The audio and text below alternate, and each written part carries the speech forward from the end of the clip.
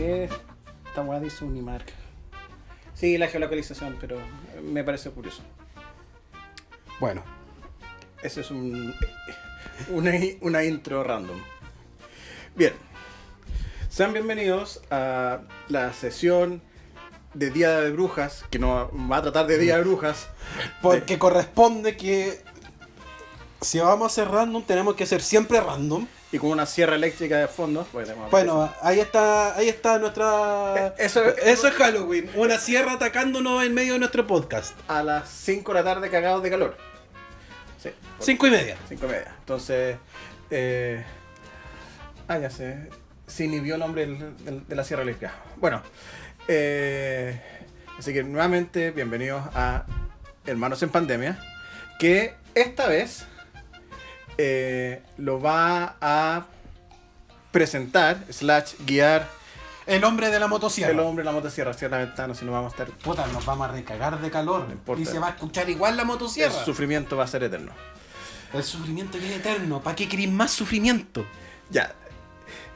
No me permitía primero presentarte a ti y luego hacer lo que hay que hacer. Ahora, antes de presentar al weón acá, que saben quién es, solamente para darle importancia que el capítulo lo va, por así decirlo, conducir él, aunque nunca había una dinámica de conducción en esta cosa, pero filo. Vamos a empezar con una subsección que se llama Descargos en Pandemia. Subsección que mi hermano no sabía que existía porque... Porque este weón se le ocurrió en el almuerzo. Ya. Porque por supuesto que nadie me dice de las secciones de este podcast que son de 2 personas.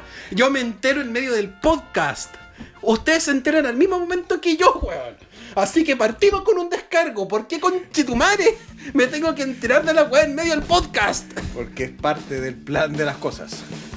Porque así te cagáis de la risa. No, Estáis cagados de la risa. es que obviamente tenéis que saber porque se me había ocurrido, pero dije, ya, se lo voy a comentar. Porque fue muy chistoso tu cara cuando dije, antes de ver el tema, voy a hacer un pequeño microtema. Ya, esta microsección nace producto de un par de detalles del podcast anterior. Si recuerdan el podcast anterior, hablamos de los mejores discos de los 80s. Según la BBC. Según la BBC, exactamente. Y se nos increparon por un par de asuntos. A mi hermano, acá presente, se le increpó por The Smiths. Así es. Y a mí se me increpó por The Cure, que ya voy a explicar un poquito. En el caso de The Smiths, tú que eres A ver, lo que pasa es que en el caso de Smiths, los personajes que me increparon, básicamente el Jorge, también Apóstol y la Maca, Bueno, señores, que... son amigos míos y Ok. que escuchan el podcast. Okay. Básicamente son pareja y... A nadie le interesa, explica... ¡Déjame explicar, mierda! Ya.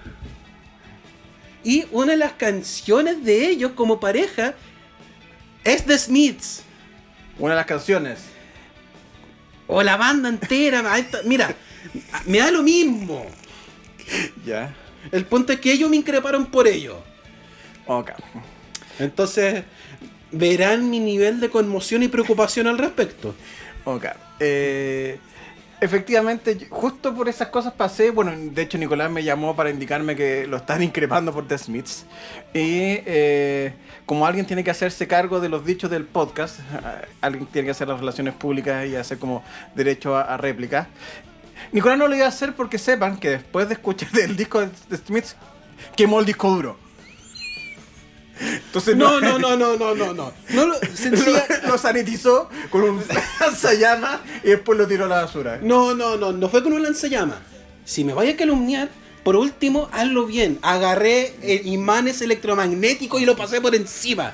No, más en serio, básicamente agarré el álbum de Smiths y lo eliminé de mi disco duro. Que es lo más poco honroso que puedo hacer. Ya, entonces yo de alguna manera dije, ya, voy a ser más ecuánime en el análisis y me escuché la discografía entera de Smiths. Y voy Que a son dar 3 álbums. 4. Son 3. Pero Nicolás, esta parte la tengo que decir que yo, ya que tú como incineraste el disco duro. Y bueno, esa es la parte de Nicolás. Mi parte se me volvió a recordar que en su época yo ninguneaba de Cure en el tema, en su unidad al Estadio Nacional, y que poco menos dije que era una banda que no llevaba a nadie. Me equivoqué porque obviamente cuando tocó The Cure tocaron ante 20.000 personas y me recordaron eso como mi constante desidia a The Cure. Admito que hasta antes de ayer y anteayer no había escuchado ningún disco de The Cure, pese a que hay muchas canciones de The Cure. Dicho eso, y acá me voy a meter en un lío gigantesco. Pero esto es una microsección, no se preocupen. Una microsección. Escuché toda la discografía de The Smiths. Todavía me apego a que, claro, The Queen is Dead es el mejor disco de The Smiths. Eso no hay duda.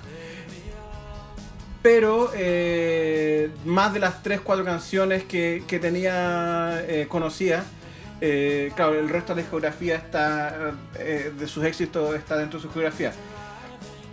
Ahora no daba para efectivamente más. Principalmente porque The Smith es parte de como de una esencia que es la esencia de Manchester. Lo único sí que yo le voy a criticar es que lo cómico es que una de mis canciones preferidas, que es Panic, no estaba en la discografía, estaba en un compilado. Porque están los 4 discos de Smiths y después vienen infinitos compilados de Smiths. The Cure. En el caso de The Cure, escuché el Disintegration porque ya todo el mundo decía, puta, escucha el Disintegration, porque no lo escuché para la Rolling Stone 500, no lo escuché para la para BBC 80 y lo escuché, es un discazo, es un gran disco. Claro, tiene el tema de que es un disco del 89, que siempre está como, los discos del 89 están entre ese límite entre lo que es 80 y 90, entonces es difícil catalogarlo como tal. Ahora, si es que hay que entrar en comparaciones, si me preguntan entre The Cure y The Smiths, The Cure 1500 veces. De hecho, el Disintegration es mejor que toda la discografía de The Smiths. Ahora, y nada malo va a resultar de esa frase. Ahora, por si acaso, esto no es una cosa personal única, hay toda una suerte de guerra entre los fans de The Cure y los fans de The Smiths. Lo mismo que... chucha, se me fue. Los Beatles y los Rolling Stones. O en algún momento Metallica y Guns N' Roses. Tú sabías que tomar partido. Yo escuchando el Disintegration dije, oh, esto es muy bueno y efectivamente es mejor que los Smiths. Entonces, bueno, tenéis que compararlo con el disco de la época, así que escuché el Kiss Me, Kiss Me, Kiss Me y también es mejor que cualquier disco de Smiths. Ahora, esto es una cosa personal, pero sí, luego de ser más equitativo y no pecar de ignorante, en resumen, la discografía de Smith, todo su cuerpo de trabajo, sí tiene hitazos, tiene todas esas cosas, pero The Queen is Dead efectivamente es el mejor. Pese a que tiene 4 hits así, bien conscientemente hablando. Y después sería, en el caso de The Cure, admito que no había escuchado antes nada de The Cure, pese a que hay un cerro de hits dando vueltas. Escuché el que muchos dicen es la obra cumbre, y sí, es un super hiper álbum. Y en caso de compararlo con The Smiths, me di la molestia de escuchar el disco que temporalmente estaba con el de The Queen is Dead, que es Kiss Me, Kiss Me, Kiss Me, y lo encontré mejor. Eso. Ya. Esa fue nuestra subsección que duró 10 minutos, como siempre. Porque Dios prohíba que tengamos algún sentido de tiempo, de reducir nuestras diatribas, etc. Ya. Ahora sí vamos a seguir, porque aquí voy a dar el bastión al hombre aquí presente. Efectivamente, como ya habíamos acusado, yo le di la oportunidad al hombre de dar un tema para hablar. Y el hombre eligió un tema, que ya lo mencioné el post pasado, pero esta vez él lo va a presentar. El punto es que él va a ser el gran conductor, yo voy a simplemente opinar. Y sin más reparos, vamos a empezar a hablar. Empieza a hablar. Entonces, si hay que mencionar, básicamente, esto va a ser Final Fantasy VII de 1997 versus el remake del 2020. Ahora, versus ser generoso. Pero comencemos. Sí. Ahora, partamos desde el 1994. Final Fantasy VI salió al mercado. Que acá en Latinoamérica se Salió como Final Fantasy III. Ya. Salió, fue uno de los el epítome de los Final Fantasy hasta esa época para la generación. Ujú. Y de ese juego comenzaron a salir varias cosillas.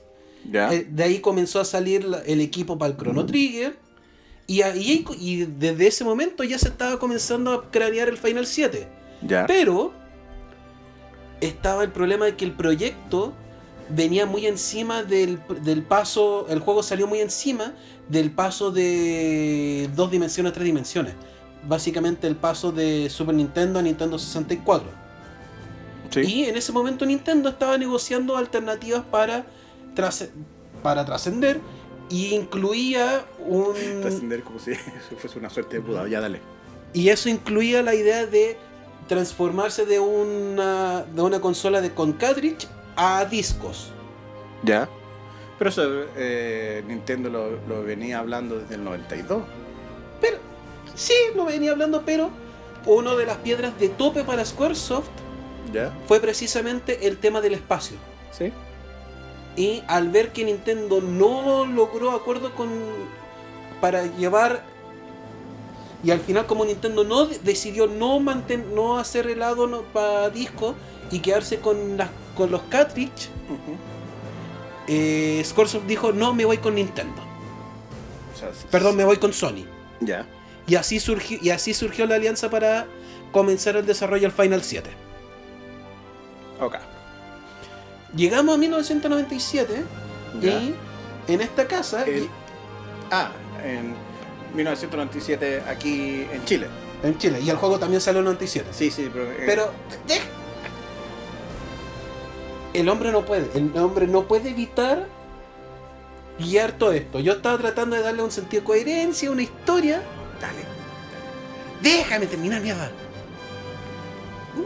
Llegamos a 1997, noviembre del 97, y había una Super Nintendo acá con algunos juegos, y en esa época se daba mucho el dar la consola por parte de pago por una nueva. Y se llegaron con 2 juegos: Resident Evil 1 Sí. y Final Fantasy 7. Ya, acá voy a opinar un poco. De hecho, salió todo el chiste salió 160.000 pesos. Que era harta plata pensándolo. En esa época era mucha plata. De los cuales nos aceptaron solamente 60 lucas.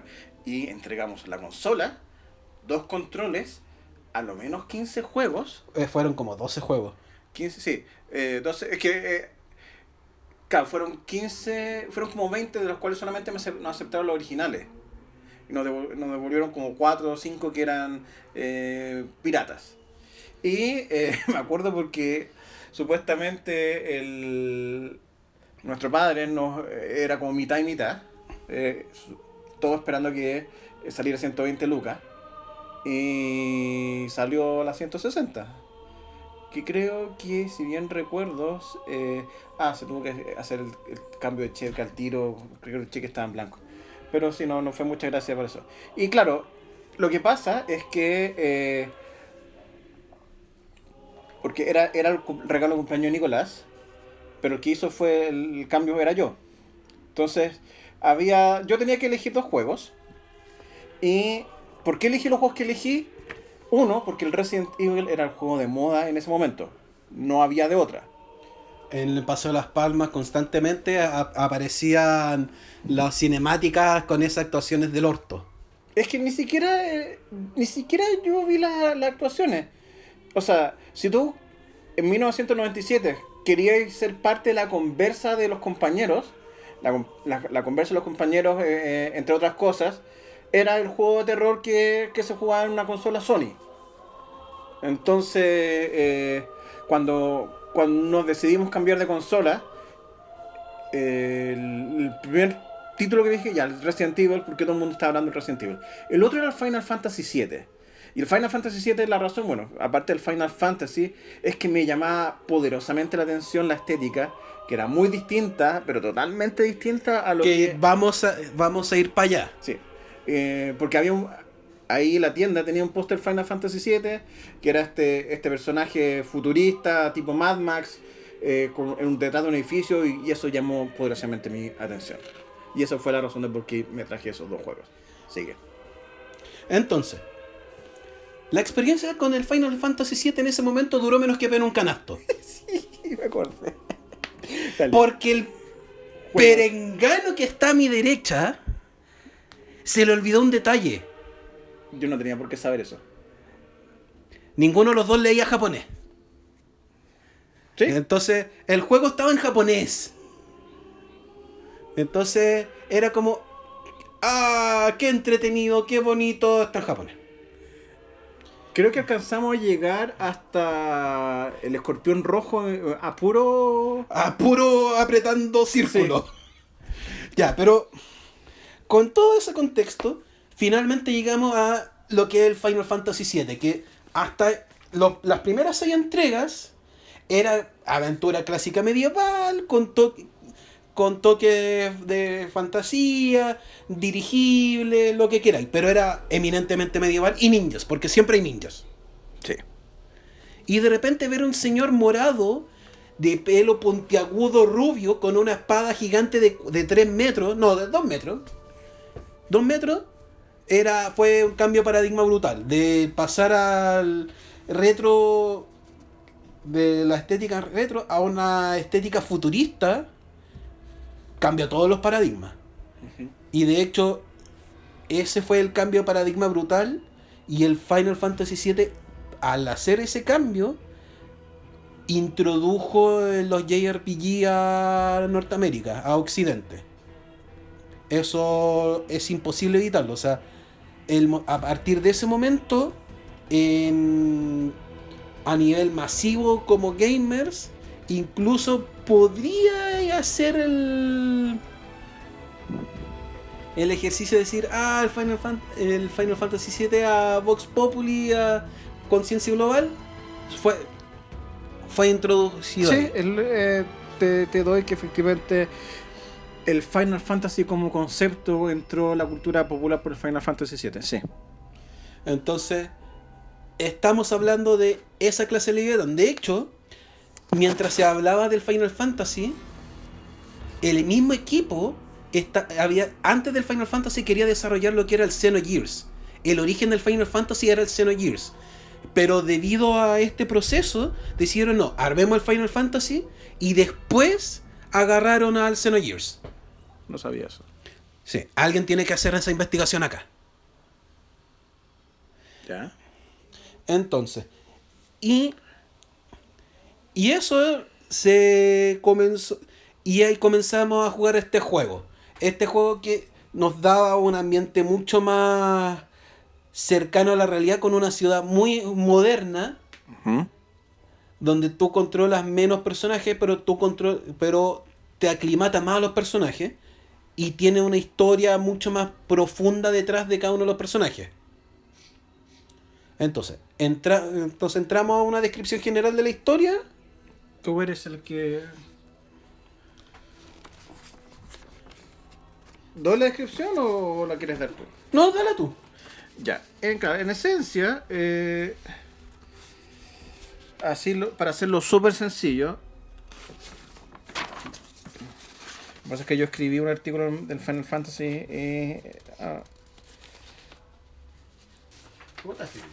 Escribí la descripción, valga la redundancia, tan bonita y ahora se me perdió.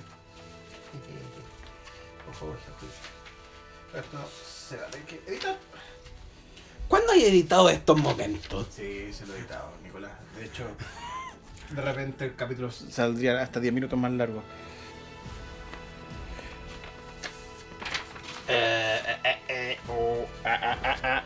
Ya no, si vamos a hacer... Ya, estoy probando si más o menos me hace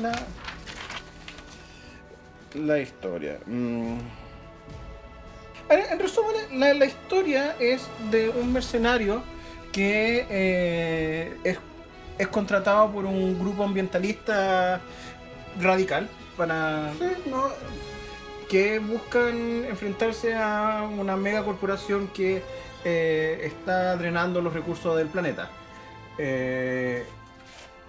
Pero que a medida que pasaba la aventura, se dieron cuenta que esto era parte de una trama mucho más compleja, que ya no era solamente salvar el planeta en el largo plazo, sino salvar el planeta ya en un plazo cortísimo. Ya, salvemos el planeta ahora ya. Sí, eso es súper sencillo. Ese es el mega resumen de este juego. Entonces, uno comienza dentro de esta ciudad llamada Midgard. Así es.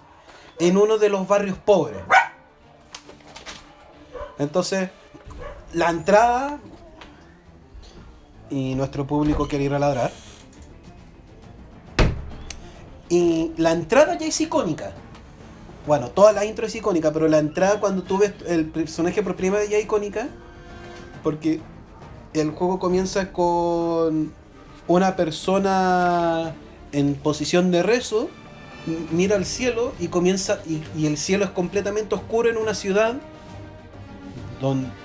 de noche en teoría, y comienza a abrirse el plano y uno llega a esta ciudad que está montada sobre pilares con una gran torre central, y después aparece el título Final Fantasy VII, ve aparecer un cometa y atravesando como el logo del título, y comienza a llegar un tren. Comienza a llegar el tren y aparece el personaje principal de esta historia llamado Cloud Strife. Así es. Entonces, toda esa escena es icónica. Así es. Ahora, claro, es icónica porque en la época estamos hablando del paso Del 2D al 3D. Del 2D al 3D. Y antes de juegos como el Final Fantasy, los juegos en CD-ROM principalmente eran como una animación clásica que se insertaba en un juego de 16 bits, que el corte era muy brusco. Aquí lo que hicieron, de mayor o menor medida, es tratar de mantener una estética en la animación, y la gracia que tiene esto es que al final de la animación de video se fusiona con el juego, algo que a la época no había ocurrido. O sea, en ningún momento había una integración entre la escena de video, que en jerga de investigación académica se llama los cutscenes dentro del juego, y siempre se habla de cutscenes porque te corta el juego. Aquí no, el video se introduce y fusiona con la pantalla, algo que no pasaba. El cutscene, en el fondo, del cutscene pasaba la transición, era de cutscene la transición al gameplay en un solo movimiento fluido sin corte. Sí. Entonces eso rompió el paradigma de lo que se venía entendiendo. Y ahora cuando uno...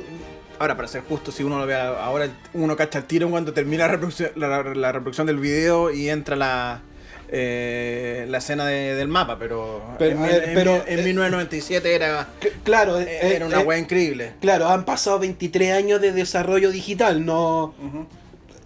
Negar eso sería una falta de respeto. Entonces, al final del día, ya entramos en esta dinámica. Y tengo la duda que vamos a resolver acá mismo. ¿Entramos de lleno a hablar de la historia más central del Final 7 o comenzamos a hablar del remake? De cómo fue gestándose el remake para hacer la comparación después.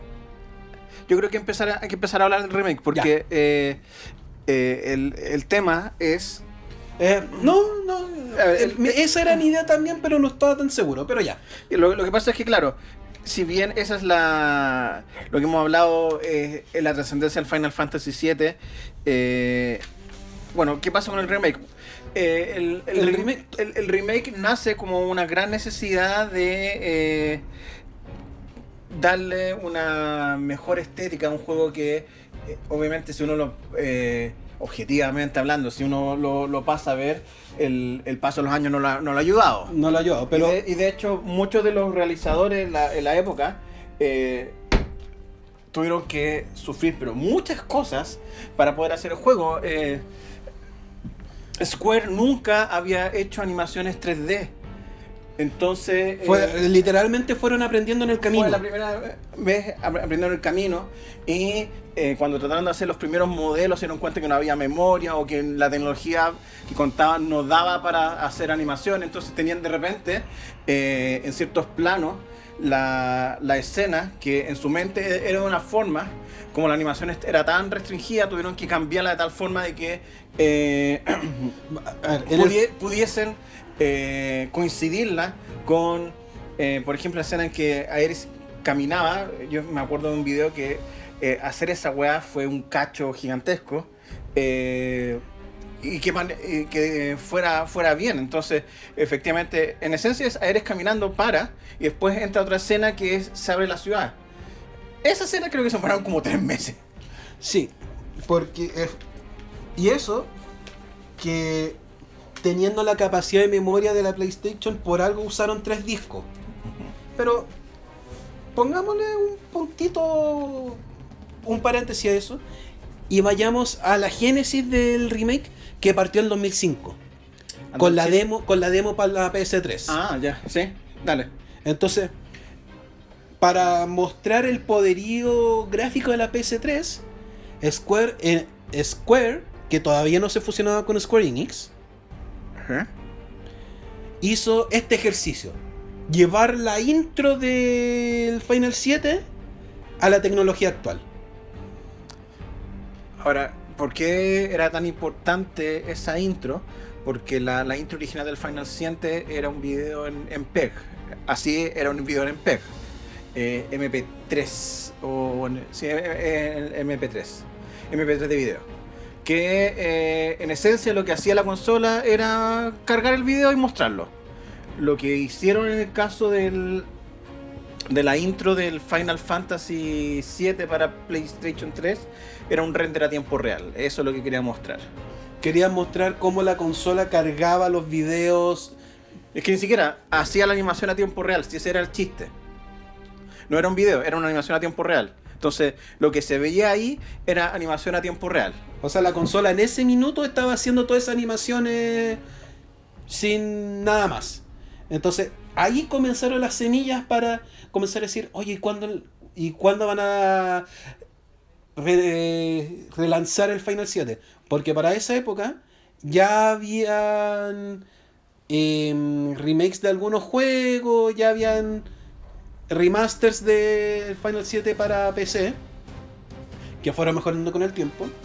Y parte del equipo que había hecho el Final 7 comenzó a hacer otras cosillas. Entre ellas, un juego que algunos van a conocer llamado Kingdom Hearts. ¿Y por qué es importante el Kingdom Hearts? Porque el Kingdom Hearts fue el terreno experimental para muchas de las mecánicas posteriores de los Final Fantasy. El Kingdom Hearts salió el 2002. ¿Sí? ¿Te sigo? El Final Fantasy X salió el 2001 de hecho. Fue muy encima.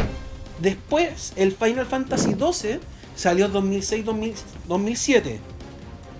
Entonces, ahí vamos viendo cómo fue evolucionando el sistema de juego. Ya el Final Fantasy X, de hecho, fue el último que que era con el sistema de turnos directamente.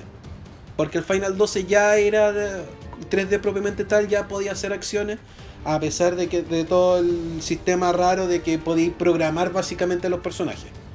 El Kingdom Hearts tenía la gracia de que era un personaje en tercer plano que iba haciendo las acciones que los otros dos lo iban apoyando. Y esa temática fue avanzando a lo largo de todos los Final Fantasy. Entonces, el mismo equipo que fue haciendo esos juegos llegó al punto de decir: tenemos la tecnología, tenemos el conocimiento, vamos. Ahora, sí, no, porque lo que pasó, y esto es importante mencionarlo,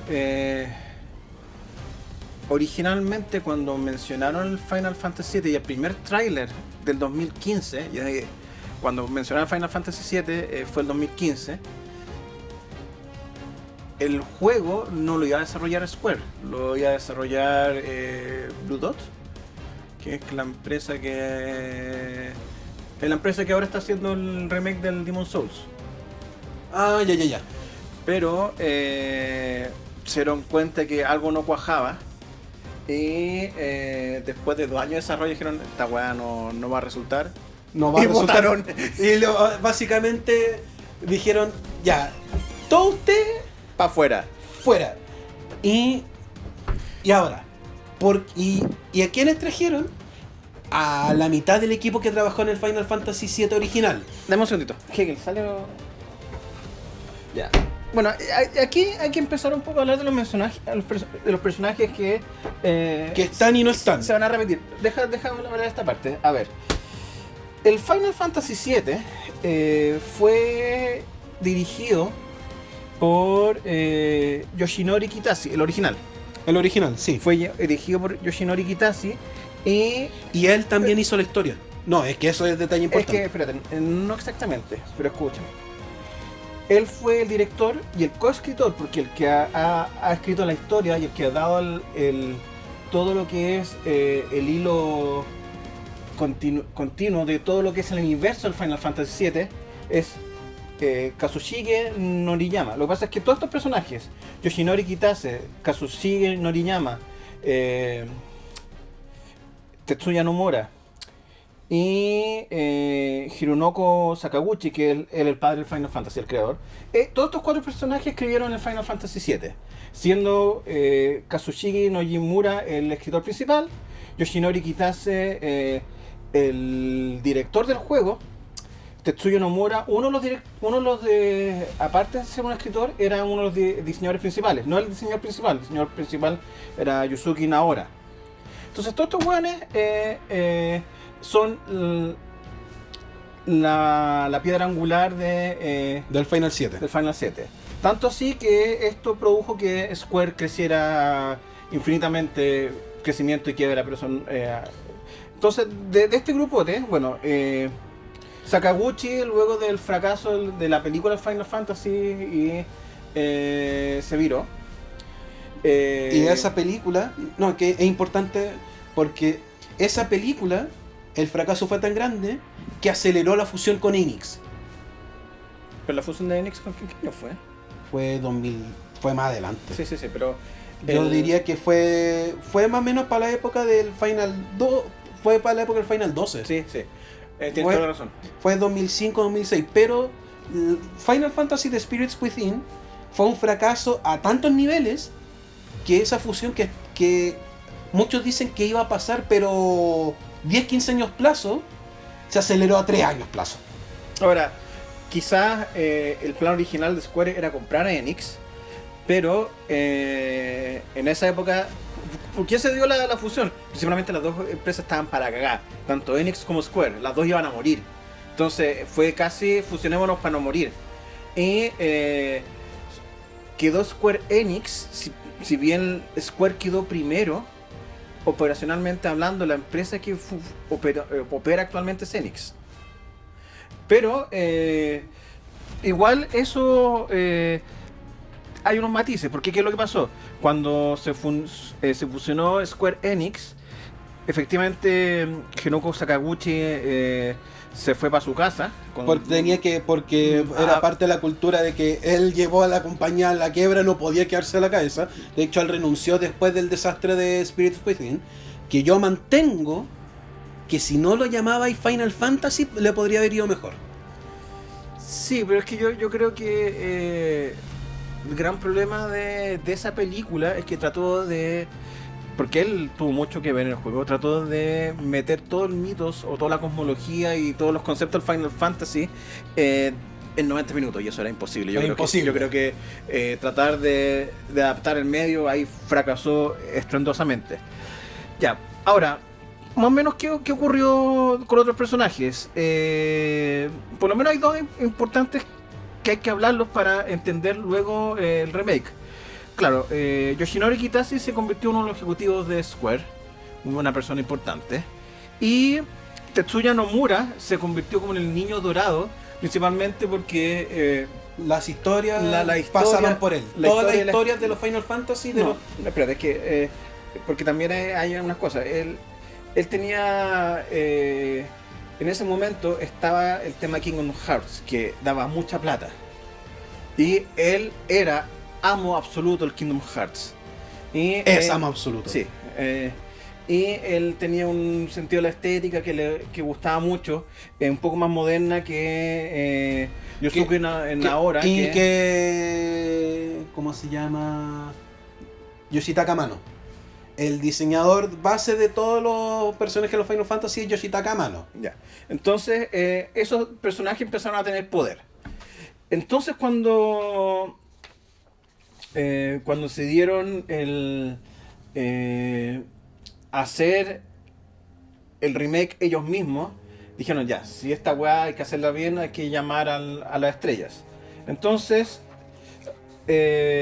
Yoshinori Kitase, esta vez en vez de director, el productor ejecutivo, Tetsuya Nomura es el director. Es el director. Y lo que hicieron, porque ¿qué es lo que pasó? Antes de salir el Final Fantasy VII, había salido el Kingdom Hearts 3, que yo no lo jugué, de hecho yo no jugué ningún Kingdom Hearts, pero fue muy divisivo, porque creo que Nomura se fue con sus tarros propios y dijo ya voy a hacer la weá que quiero porque es mi juego y si no le gustan se vayan a la chucha. Entonces, ¿qué ocurrió acá? Kitase, que era el productor, dijo ya, tú diriges, pero tú no vas a escribir, vamos a mantener a Sakaguchi, que es el que le ha dado toda la continuidad del Final Fantasy. Chris Core, el 7. Dentro del universo, sí, yo lo sé. No, porque Hironobu dejó de trabajar para Squaresoft desde que se fue. Pero no estamos hablando de Hironobu, estoy hablando de. Perdón, me equivoqué yo. Kazuji Nojima. De Nojima. Ya, sí, yo me equivoqué. Entiendan que estos son muchos japoneses que de repente no se confunden. Claro, Nojima, él ha escrito todo lo que es el universo 7. Sí, porque... Y acá hay que comenzar a decir que el Final Fantasy fue tal éxito que rompió una de las tradiciones sagradas de los Final Fantasy.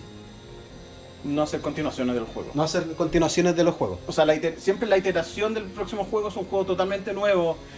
Porque conceptualmente los juegos se llaman Final Fantasy porque es como la última gran fantasía o la última gran aventura del mundo en el que están. Sí. Entonces, ¿qué pasó? Tenemos esta película Final Fantasy VII Spirits Within. No, Final Fantasy VII. O sea, sí, el 7. Bueno, ya, Spirits Within. Pero estaba toda esta fanática del Final 7. Y estaba todo el conocimiento que aprendieron y cómo no hacer las cosas. Entonces llegó el punto y decidieron lanzarse. Ya, pero también, claro, lanzarse, pero con la efervescencia que empezó a ocurrir con el Final Fantasy y que de alguna manera ninguna de sus continuaciones, el 8, el 9, el 10, tuvo el mayor impacto. El 10 también tuvo un impacto. Sí, pero yo creo que... es que deja seguir con la idea. De alguna manera, porque si no, no hay ninguna otra película de Final Fantasy basada en una saga, de Advent Children. Sí, pero es que para allá iba. ¿Ya? Si yo voy para allá. Ok, this is the way. ¿Ya? This is the way. Entonces, llegamos... Haciendo placement para The Mandalorian, que sale hoy día, que voy a tratar de verla. Que Nicolás no la ha visto, así que pégale. Ya. Puta, me perdiste la idea, pero filo. Se lanzaron y a partir de muchas cosas, claro, a partir del tema del Kingdom Hearts, de hecho, porque el Kingdom Hearts se recoge el personaje de los Final Fantasy. Sí. Entonces, Tetsuya Nomura comenzó a meter a los Final Fantasy y metió a los personajes del Final 7, a varios de hecho. Entonces comenzó a haber un resurgimiento en interés del Final 7. Y aprovechando esto, y aprovechando los conocimientos técnicos como para relanzar un poco el interés, apareció Final Fantasy VII Advent Children. Y gústele a quien le guste, esa película fue un éxito. Sí, lo que pasa es que la estrategia fue distinta. No fue un lanzamiento en cine, fue un lanzamiento en DVD. Eso ayudó un poco a rivalizar a Square, que estaba muy por las cuerdas. ¿Para esa época Resident Evil había hecho una película también o no? Creo que sí. Ya estaban los Resident Evil con las películas de la mina... No, ni siquiera la Mila Jovovich. Yo estoy hablando de las digitales. No, las películas ¿Salieron después? Mucho después. Y filo. Entonces, y a partir de Advent Children comenzaron a salir los primeros juegos satélites del Final 7. Dirge of Cerberus, Crisis Core. Uh-huh. Que de hecho tocan elementos del remake, pero entonces ya estamos viendo cómo un montón de cosas comenzaron a conjugarse para llegar al remake. ¿Ya? ¿Cuánto llevamos? 42 minutos. No importa. No importa. Nos hemos acercado al remake como tal, ya. Entonces, todo esto es el ambiente, los contextos y todo para hablar del remake. Y bueno, entonces, si se dan cuenta, los mismos personajes del Final 7 o la piedra angular está en el remake. Entonces, eso ya tranquiliza. Entonces, el remake, en vez de agarrar los 3 discos y la historia completa, decide tomar el camino del Final 15. Un juego central y después soltarlo por partes. Ya, pero en el Final 15 siempre fue el juego central y después unas DLC. Sí y no. Porque los DLC no son continuaciones de la historia per se. Son momentos claves de la historia que son contados a través de los otros personajes. Ya, pero claro, es una forma de narrativa distinta. Ahora, lo que pasa es que aquí... Pero es el mismo, por lo menos económicamente, el mismo modelo. Yo creo que lo que hizo Square fue agarrar lo que hizo Blizzard con el StarCraft 2 y replicarlo. Yo creo que va más por ahí que tratar de hacer lo que hizo el Final Fantasy XV. Porque de lo que tengo entendido, el juego central del Final Fantasy XV se completa en el... Pero te quedan... pero te quedan como 80 agujeros de la pero historia. Es que una cosa son los agujeros, pero... pero es que estaban por diseño, ese es el punto, sí, estaban por diseño. Está bien, entonces estaba por diseño. No, es que no es lo mismo que Blizzard, porque Blizzard te decía, para continuar la historia viene esto otro. Ya, pero ojo, lo que pasa es que ahí hay un tema. Una cosa es que un juego que tenga varios agujeros argumentales y tengas que comprar esos capítulos para completar los agujeros argumentales, pero el árbol está en el juego. O sea, tú puedes decir que te diste vuelta al Final Fantasy XV, independiente que esté lleno de agujeros. Tú mataste a un jefe final. ¿Ya me cachai? Y que cierra una historia principal. Acá es distinto. ¿Por qué? Porque... pero deja, ya estaba hablando. Porque lo que hizo Square, yo creo que en parte porque se pilló la cola en el hecho de haber perdido 2 años de desarrollo a la basura. Literalmente a la basura. Entonces dijeron, ¿sabes qué es lo que vamos a hacer? Vamos a hacerlo por partes. Entonces agarraron y como estaban muy pillados de tiempo, porque eso es una verdad... agarraron el arco más lineal, que es el arco de Midgar. Sí. Que en parte de todo, el gran todo, es un 25% del juego. No, menos. Yo creo que sí. O sea, en principio yo pensaba que era un 30, pero un 25. Yo te diría un 20%. Yo te diría un 20%. ¿Sabes por qué un 25%? Porque técnicamente la trama gruesa del Final Fantasy ocurre en 2 discos. Y el tercero es chaya. Entonces la saga de Midgar ya es casi como es como un tercio de... lo que pasa es que es difícil hacerla, porque la saga de Midgar es un tercio del disco 1. Sí, más o menos. Lo que pasa es que si tú... cuando tú haces el speedrun rápido del Final Fantasy, Midgar lo haces rápido. Y después venía la búsqueda de Sephiroth hasta que llegan a Gold Saucer. Y ahí Gold Saucer te te deriva al templo de los Ancient. Y... No, filo, pero... Pero sí, 20-25 para no estar entrando. Entonces, claro, así un juego del 25% del original. Entonces, ya con eso es súper difícil hacer discusión completa de el juego del 97 y el juego del 2020, porque el juego del 2020 solamente aborda una fracción de del original. Dale. Pero ¿sí?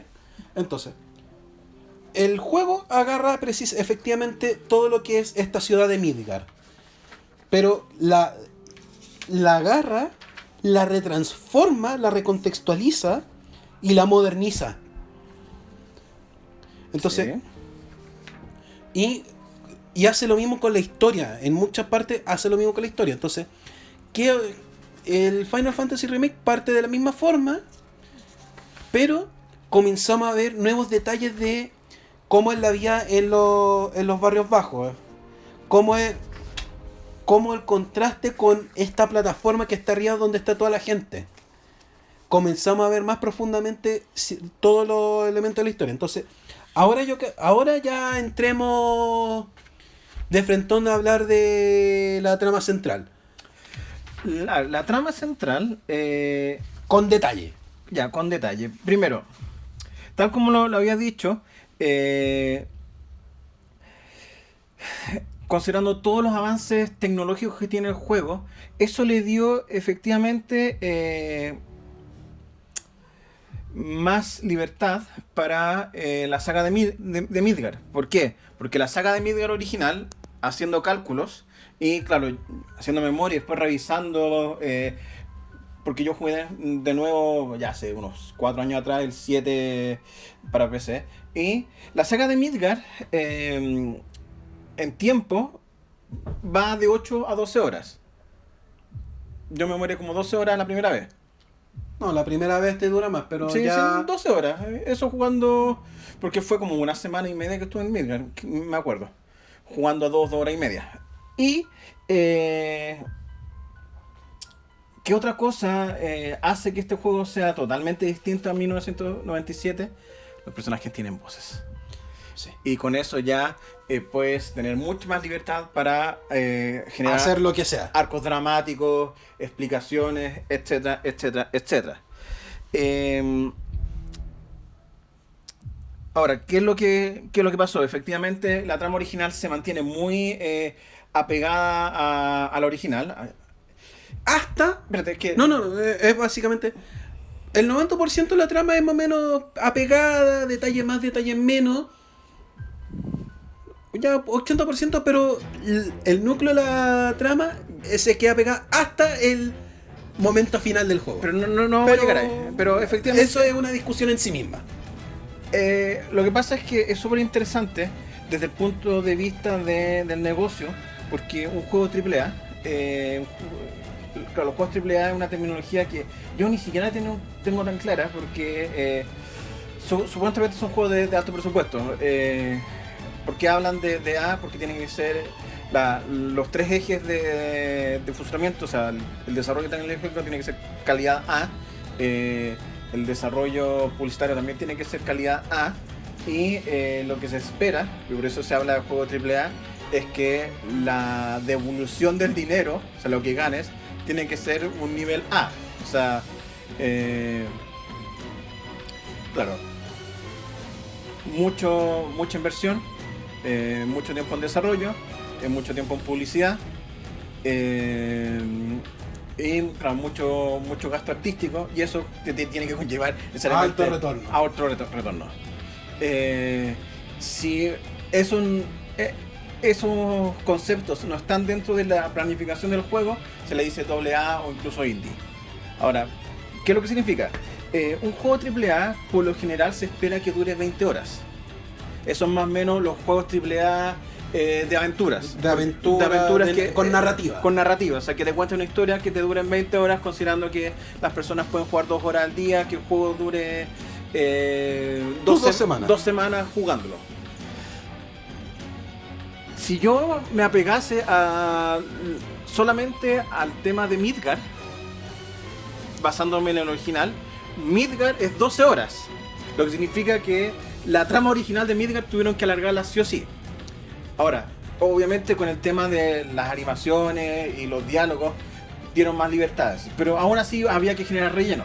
Entonces el primer relleno que se dio, que fue un tema un poco polémico, fue la subsaga de Wedge, Biggs y Jesse. Ahora, ¿Por qué? Porque lo que pasa es que... que yo iba a contextualizar. Recordemos que en este juego uno forma parte de un grupo de ecoterroristas, básicamente. Sí. Ellos mismos se declaran ecoterroristas, no hay que no se discute. O sea, más bien son rebeldes. Después ellos se preguntan si lo que están haciendo es un acto de ecoterrorismo. Sí, ellos nunca se plantean como ecoterroristas, ellos se plantean como revolucionarios en pos de la paz del planeta, o sea, de salvar el planeta. Que sus actos se conviertan en... Sí, pero es que...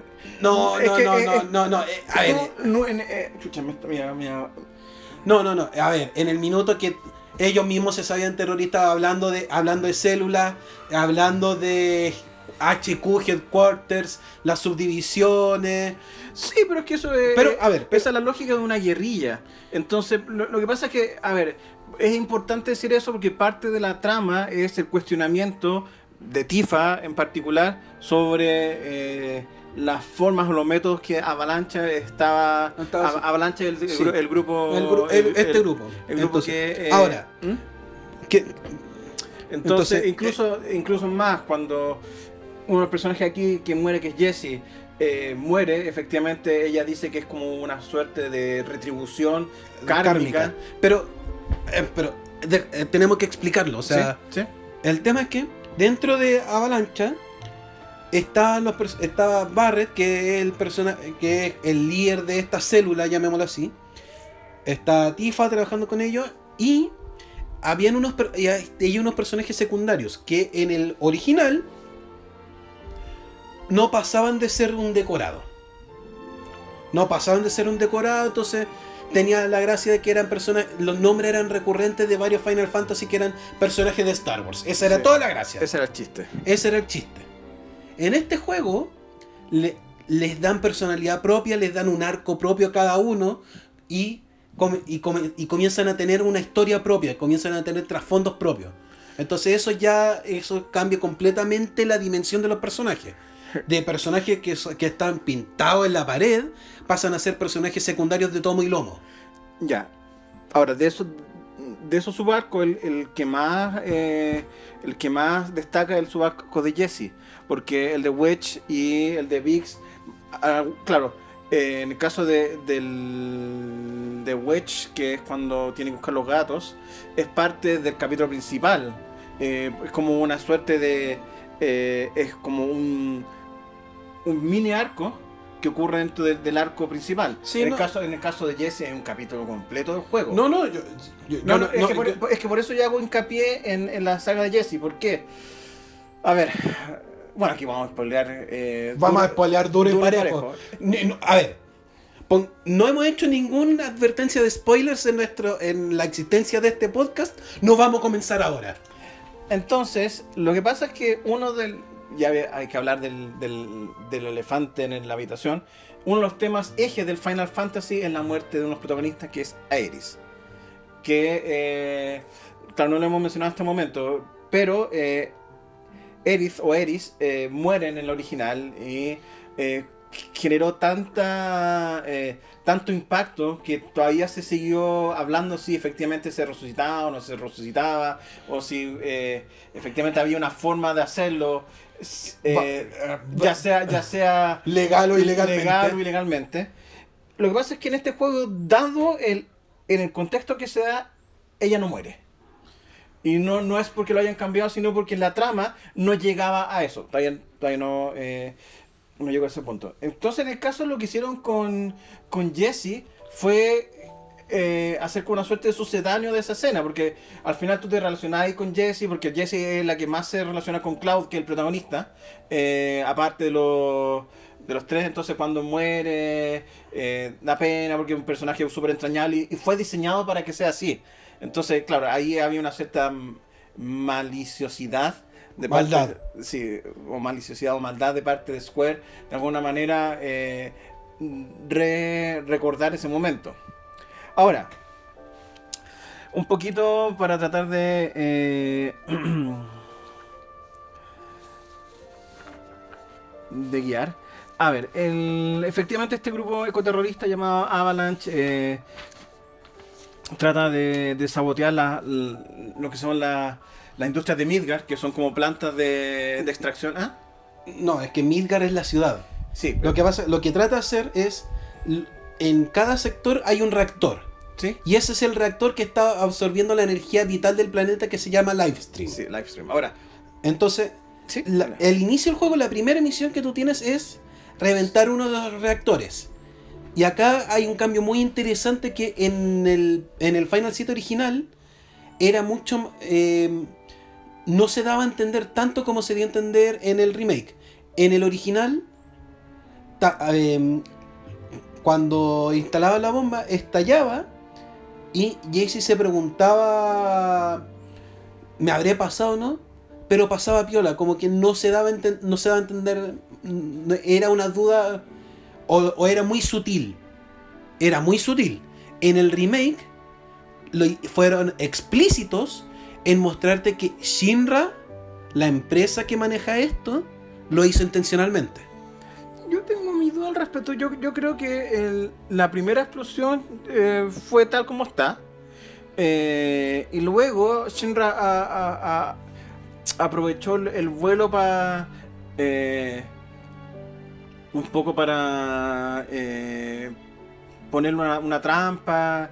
Todo eso. Ahora, hay que entender otro detalle importante, que en 1997 con 2020, claro, la globalización era un concepto bien al dope, y la integración entre las distintas áreas de una empresa era muy penca. O sea, la traducción del Final Fantasy VII era como el hoyo. Sí. Y obviamente no había un desarrollo narrativo, entonces había muchas cosas que quedaron en el aire, que uno las tenía que adivinar, que de alguna manera igual hay cierta nostalgia, porque uno tenía que hacer el ejercicio de unir. Entonces por eso en esa época yo siempre tenía la sensación de que, claro, la primera explosión fueron de ellos, de obra propia, y No. espérate, es que, y la segunda, cuando ya cacharon quiénes eran, les tendieron la trampa. No, a ver, Entonces, espera. Lo que pasa es que, revisitando el Final 7, está ese fantasma de que fue Shinra, pero en el Final 7 fue mucho más sutil. Ese es mi punto. Era mucho más sutil en el Final 7 original. Entender eso en el Final Fantasy 7, en el remake, sí, es que lo hacen explícito. Claro, Entonces, y ahí uno agarra. En mi caso fue como, ya, y te aclaraba esa parte. O sea, ahora, que hay, bueno, comparto en el sentido que en el 7 remake hace muy explícito el tema que Shinra ocupa a Avalanche para una suerte de campaña política de ellos, como una suerte de para sus fines, sean los que sean en ese momento. Mientras que en el 7 original, claro, era la lucha con estos terroristas que los cachan y después les ponen una trampa para echárselo. No había un desarrollo de como un plan maestro de ponerlos como una suerte de... Porque, ¿cuál es la diferencia? Y ahí está un detalle. Acá se hace más claro un desarrollo que una guerra con otra nación llamada Wutai, que Wutai perdió, y siempre está esa idea de que va a volver la guerra con Wutai. En el sitio original, no, aparte era que Wutai como tal, no, lo que va, no, es tanto así que tú hasta podrías omitir el capítulo de Wutai. No, es que voy a expandir eso. O sea, efectivamente, en el caso del Final 7 usa esa lógica de la saga Souls, de que toda esa parte, toda esa trama argumental, efectivamente la ha podido omitir. Entonces, jugando el juego, y avanzando y descubriendo, tenéis que leer entre líneas que efectivamente existió una guerra con Wutai y que ellos perdieron. Y eso se entiende si solo si sigue hasta el final la historia de Yuffie. Entonces, en el caso en el remake aprovecharon eso y lo lo pusieron en primer plano. Lo que pasa es que para mostrar este ambiente de constante tensión, de que la guerra nunca se fue, siempre va a volver. Lo que pasa es que, a ver, como esta weá ya se desordenó, para contextualizar, el mercenario que es Cloud Strife era miembro o fue ex miembro de un grupo militar llamado Soldier, que es el ejército privado de Midgar. De Shinra. Perdón, de Shinra. Es el ejército privado de Shinra, que a su vez técnicamente es dueña de Midgar. Midgar como país es, al final, de alguna manera, es como el símil de lo que ocurre en Robocop 2, que cuando o Robocop, que al final la fuerza política está subyugada a la empresa OSP. A la empresa, a una fuerza económica, o una fuerza empresarial. Entonces aquí ocurre lo mismo. Midgar, como, llamemos así, país, región, está subyugada a lo que es Shinra. De hecho, el alcalde de Midgar está dentro del edificio de Shinra, pero está debajo del presidente. O sea, ahí obviamente hay una suerte de visión típica apocalíptica o distópica. Distópica cyberpunk. Cyberpunk, en el sentido de que al final el Estado-Nación vale callampa y lo que importa es la corporación. Entonces, en ese sentido, lo que trata de hacer Final Fantasy VII Remake es dejar más en claro en cuanto de que por qué existe una organización llamada Soldier, principalmente era un ejército privado de una empresa llamada Shinra, que se adueñó principalmente del país, ya sea por un poco inercia, porque ellos tenían los recursos, y de alguna manera compró la ciudad. Y es que no la compró. Es que al final se convirtieron los dueños de la ciudad por de facto. No, es que ellos crearon la ciudad. Sí, pero a través de un proyecto de construcción. Pero es que construyendo la ciudad, construyendo los reactores, crearon la ciudad. Sí, o sea, efectivamente, porque la ciudad empezó, es el punto, o sea, empezó a crecer alrededor. Pero yo creo que es que se me fue la idea. Pero mira, lo que pasa es que entendiendo, entonces existe este grupo de soldados que efectivamente lo utilizan para las guerras. La guerra más conocida fue la guerra de Wutai. Entonces, a medida que se avanza, se sabe que estos soldados no eran meramente hueones que peleaban, sino también lo exponían a... eran sujetos a experimentos científicos. Entonces, claro, los Soldier clase 1, los que estaban expuestos a esta energía, a la energía de la... a la energía llamada Mako, que esa es la energía que se extrae del live stream. Sí. Y que mecánicamente el juego cuando... Entonces ya tenemos ese como antecedente central y tenemos también un montón, para mí también es importante, la vida en Midgar es mucho más interesante en este juego. Claro, tenéis que tirarle un montón de relleno, pero al final del día se siente mucho más interesante Midgar en este juego. O sea, de hecho, eso te lo doy claramente porque claro, ¿por qué? Porque nuevamente, volviendo al tema de las 12 horas versus al final el juego original son como 40, 50. 40 horas. Claro, todas las submisiones, porque ahí tiene un doble uso. Las submisiones lo que hacen es entender la historia del mundo del juego, tal como tú lo mencionas. Y eso es un recurso narrativo, pero también hay un recurso práctico. Extender la vida del juego. No, pero no solamente porque, a ver, efectivamente al tener estas submisiones, pues extiendes por frente a la vida del juego. Sin embargo, la parte práctica es que, a diferencia del Final Fantasy original, que tú leveleabas y que podías estar un rato leveleando así en los pasillos, aquí no se da. Y la única manera de levelear es haciendo las submisiones de una manera rápida. Pero sigue siendo lo mismo. Sí. Lo que pasa es que que tenga un sentido práctico o no, al final del día Es que efectivamente las submisiones pueden servir simplemente para expandir el mundo y no te da ninguna otra satisfacción o otro objetivo práctico. Sí, ¿cuál es el tema y por qué de repente es importante hablar de estas cosas en videojuegos? Porque por mucho que se trate de implementar como el videojuego una forma de narración, el videojuego en sí es un doble ente. Es un juego y es una narración. Entonces, si bien respetas la narración, tienes que respetar el juego, que el juego tiene que... Las cosas que haces tienen un objetivo. Y ese objetivo, obviamente, tiene que dar una recompensa. Obviamente, completando las submisiones te dan ítems, te dan más nivel, y eso, a la larga, te lleva a avanzar en el camino principal. Ahora, ¿qué más quieres hablar? ¿Dónde está? Es que estamos... Es muy difícil hacerlo tan lineal porque, por ejemplo, tocamos el tema de la ambientación. Por ejemplo, en el camino para el segundo reactor, tú entiendes mucho mejor la idea que tenían del original.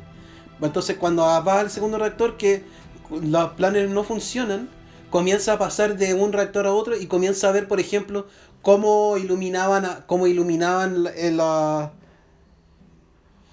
ciudad, efectivamente. La ciudad. Entonces, eso te da ambientación. Por ejemplo, en la parte cuando te infiltras al edificio, en el original se daba la idea que había gente trabajando, nada más. Pero acá te mostraban la gente preocupada, te mostraban mucho más vida. Por ejemplo, gente a la hora del nepe metida en el edificio central. Sí, lo que pasa es que... Entonces, eso... Por ejemplo... Ahora, lo que pasa es que, a ver, un poco para contextualizar, eso ocurre luego de que ocurre el segundo atentado terrorista y generan... lo que hace Shinra es ahí terminar de hacerle la trampa a Avalancha y a botar una de las plataformas, porque claro, Midgar era un... Midgar está en una plataforma. En una plataforma a 300 metros y en el piso están estos suburbios. ¿Cuál es la traducción de slums? Son suburbios. No es slums, como... Barrios. Los barrios, estos barrios bajos. Uh-huh. Entonces, cada una de las plataformas está debajo de estos barrios bajos. ¿Sí? Lo que hizo... cada una de las plataformas está encima, perdón. Sí. Entonces Shinra intencionalmente derrumba una de las plataformas con toda la gente arriba encima de la gente que está en estos barrios bajos. A modo de trivia, la arquitectura de Midgar y el nombre de Midgar está un poco basado en el concepto nórdico de Midgar. Que es en el concepto de la runa de poder. Sí. Eso es el tip del día. Ya, ahora, ¿por qué es bueno que hablamos de eso? Porque... esto da pie a dos cosas. El primero, voy a hacer una suerte de resumen. Tenemos la historia de Cloud, que es este mercenario que es parte de Avalanche, que se une con su antigua amiga que se llama Tifa, que era de un pueblo llamado Nibelheim. Otra runa. Que se asocian con Barret para hacer eso. Hasta ahora, y en este sentido, no se sabe mucho del pasado de Cloud. Saben que fue de Avalancha. ¿Soldier no será? Sí, perdón. Fue un miembro de Soldier que él renuncia. Ese es su cuento. Y ayudan a... Y porque necesita ganar plata. Se hace mercenario. Eso un poco. Ahora... Aquí está la primera gran diferencia que yo le encontré o sea, no es que lo encontré, es una diferencia que tiene el original del remake. La presentación del antagonismo.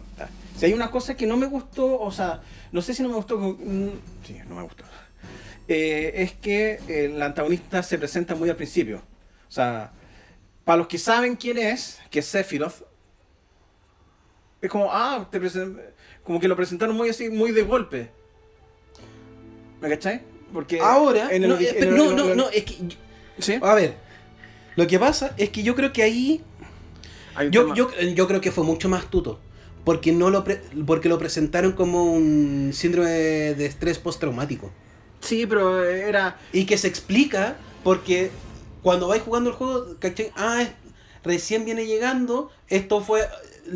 Y comencé a cachar que venía fresco todo esto. Entonces, Es que tampoco, a ver, ojo que si yo me encierro o me encuadro dentro de la lógica del juego, yo no sé efectivamente que Sephiroth murió hace 5 años. No lo explican, ¿o sí? No, creo que no lo explican. Sí lo explican. Sí, dicen que se murió hace 5 años, pero... claro, ahí te dejan, pero no queda tan claro, o sea... Aparece, o sea, Cloud se encuentra con las alucinaciones de Sephiroth y de hecho, y ahí está la parte que me lata porque dice al principio que él lo mata, dice, pero yo te maté. Que la gracia que tiene el Final Fantasy original es que uno no sabe que Cloud mató a Sephiroth hasta bien al final del juego. Siempre ha sido la sensación de que de alguna manera Cloud sobrevive al primer encuentro con Sephiroth y algo pasa, y de hecho, antes de la revelación final uno podría asumir que Sephiroth lo controla, una wea así. A ver, sí, pero es que eso también tiene... Y acá me voy a meter también en cómo armaron la relación Cloud-Tifa en el original versus en el remake. Porque eso influye mucho. En el original, Tifa le embolina la pérdida a Cloud. Se la embolina con ganas. ¿En qué sentido? En que Tifa altera la historia... Tifa le cuenta la historia a Cloud. Sí, pero déjame sí, ya. Entonces, en este juego te presentan de forma más fidedigna lo que debe haber sido que eran amigos que después no eran tan amigos, eran conocidos que se encontraron después de mucho tiempo y en el juego pasan a ser amigos. En el original, Tifa en el fondo engaña a Cloud diciéndole que siempre fueron amigos. Y el juego te lo demuestra cuando tú después tienes que ir a Midila, a la isla que está donde aparece el livestream, y redescubres el pasado de Cloud. Sí. Pero... Entonces eso te genera ese cambio de relación y por eso también se hace mucho más entretenido ver cómo... Pero igual la escena de la promesa está en que... Cloud le dice a Tifa y los dos recuerdan esa escena, no es que uno Sí, pero en el original... Ahora también te compro esa parte porque hay cuando está con Aerys yendo a World Market, hay una escena que Cloud, un flashback, que Cloud ve a unos niños corriendo con Tifa al medio y como dejándolo. Entonces sí, tienes razón de efectivamente que la amistad no era tan fuerte al principio como Tifa tal vez lo está presentando. Pero eso fue... Pero en el original Tifa lo presentaba con una amistad mucho más cercana de lo que realmente era. Sí, pero aquí también de alguna manera lo vuelve a plantear porque no tendría sentido porque Cloud sufre esa suerte de flashback.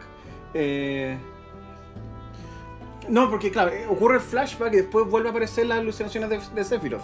Pero a lo que voy es que efectivamente pueden retomar ese tema, porque ojo, el tema del embolamiento de la perdiz, en el sentido de que Tifa como que le compra o le sigue comprando la historia de Cloud de cómo ocurrieron los hechos de Nibelheim, sabiendo que mucha de esa hueá era mentira.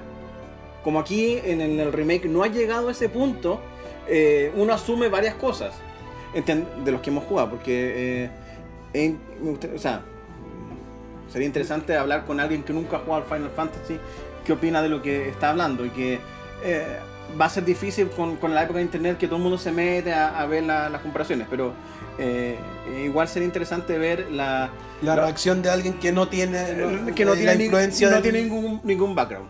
Ya, dicho eso, claro, ahí está como el primer tema que ese es como un poco mi pero que tengo con la forma que se presentó a Sephiroth. Si bien, a ver, ¿cuál es el tema? Sephiroth es un personaje de cultura popular hoy día. Entonces,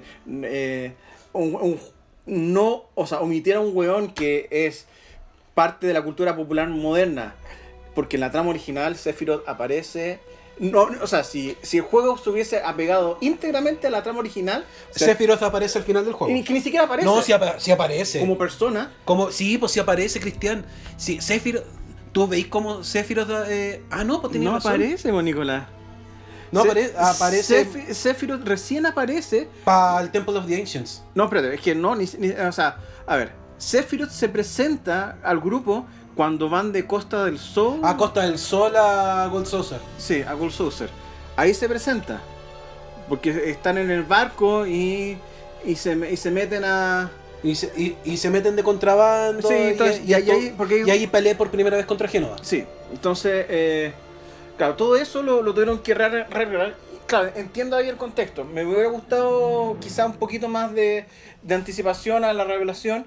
Pero eso es que era imposible, sí, ese es el tema. Es gusto de cada uno. El tema, como era imposible mantener ese secreto, yo creo que fue la mejor decisión cortar por lo sano al tiro. Nada de andar...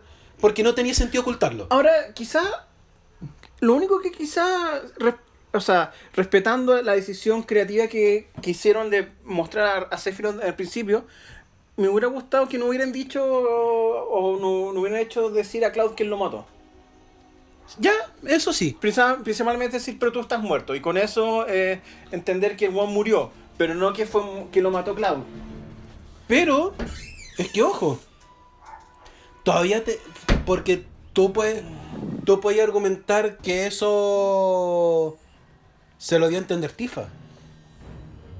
No necesariamente porque Tifa no sabe.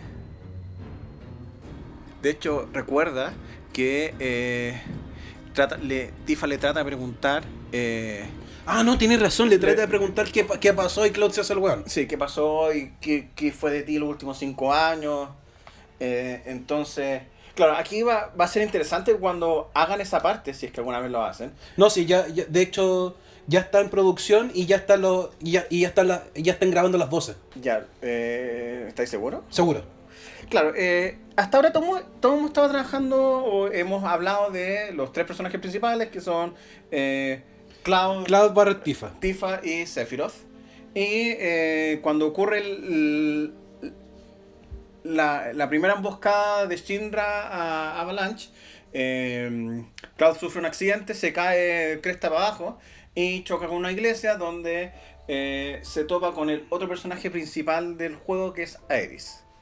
Que la tenían súper difícil porque tenían que crear un personaje que fuese querible, con la diferencia que tenían que añadir el hecho que hablaba. La gracia del Aeris original o del juego original, como nadie hablaba, principalmente el personaje era muy caricaturesco de la forma media... con las animaciones, con las pocas animaciones que tenían, sí. Tenían que hacer mucha caricatura, entonces... Pero... O sea, yo creo que... A ver... Yo creo que ese fue un exitazo del juego. Brianna White la pegó. Y la dieron con todo. Ahora, igual hubo una polémica, habría polémicas pelotudas. Claro, hubo polémica con el diseño de los personajes. Principalmente uno pasaba por el tema del busto de Tifa, que no va a hablar de eso porque es muy pelotudo. Es demasiado pelotudo. Y el otro tema tiene que ver con... ¿Con Barret? No, con la misma Aeris. Una de las cosas que algunos le criticaron a esta Aeris, que era muy niña, considerando que Aeris tiene 23 años. Claro, lo que pasa es que... ¿dónde quedó esto? La estética. Pero, a ver, es que forma parte del personaje. ¿Sí? Y tenía que darle ese aspecto angelical que tenía del original. Sí, no, sí, yo concuerdo exactamente. Sí, que está, a Aeris la hayan niñado. Claro, lo que pasa es que y esto es parte un poco de una fanbase que alucinó con el Advent Children, porque hay una escena final de ¿cuál es la gracia de Advent Children? Advent Children, Final Fantasy, el primer juego que los personajes de Final Fantasy, en vez de ser estos polígonos o dibujos, son personajes animados en 3D. Entonces una de las cosas que el fanbase quería era ver a Aeris en 3D, En 3D como tal. en CGI 3D. Entonces, claro, la versión de Aeris que apareció en Advent Children era mucho más mujer. Entonces todos quedaron con esa idea de una mujer y no una niña, que es la que... o una mujer mucho más jovencita, por así decirlo. A ver, pero es que eso es no conocer... eso es renegar 4 juegos para atrás, po, weón. Eso es ser fanbase imbécil, pero... No, pero es que ni siquiera. Porque tú de partida tenés que ver cómo han sido los diseños de personajes hacia atrás de este siglo nomás, para darte cuenta que son diseños mucho más estilizados. ¿Sí? De partida. Ahora, ojo que... Ahora, y pero es que hablando de diseño, igual... se nota. Yo te dije que se notaba Sí, demasiado pero- la mano de Tetsuya Nomura. Sí, pero también... a ver, y aquí estaba el tema. Para evitar dramas a Tetsuya Nomura, por mucho, porque al principio cuando dijeron que Tetsuya Nomura era el director, todos dijeron, no, esto va a ser un desastre, la weá.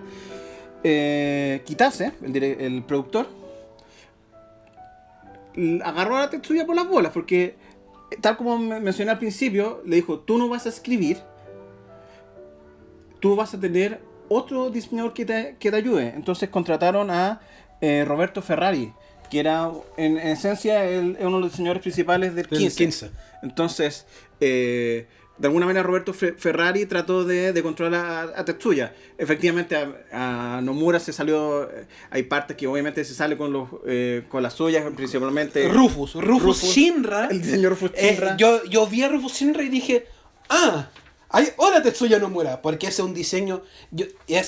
todo lo que han jugado el Kingdom Hearts van a ver a Rufus Shinra y van a decir, sí, ese es Tetsuya Nomura. Ese diseño lo trasplantáis en Kingdom Hearts y pasa camufladísimo. Pasa muy camuflado. Yo creo...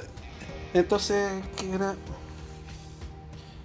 Entonces, estaba pensando también los personajes, era entretenido ver las interacciones, por ejemplo, de Heidegger, Scarlet, Sí. todos esos personajes extra que obviamente al tener animación y al tener voces, tienen más vidas y eso es inevitable. entonces entremos a la parte dura, Ya, ¿cuál es la parte dura? la última lisergia. Ya, la última Sergio. Entonces, claro, en muchos sentidos el juego es muy apegado al original. Ahora, claro, uno empieza a detectar ciertas cosas que ya dicen hay algo distinto. De partida los susurros.